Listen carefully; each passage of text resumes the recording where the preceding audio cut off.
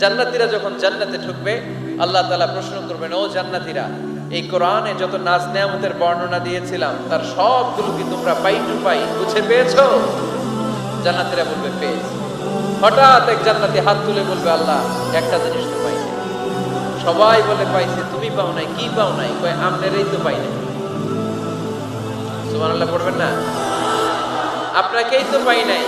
সব দেখলাম, সব খাইলাম, সব দেখলাম, কিন্তু আপনারে তো দেখলাম না।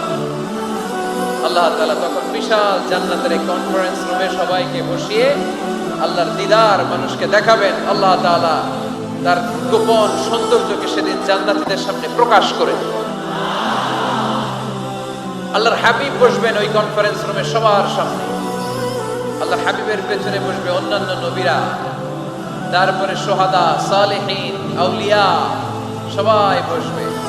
ওই জান্নাতের কনফারেন্স রুমে আমরাও যেন বসার জায়গায় পাই, আল্লাহ তুমি তৌফিক দিয়ে দিন।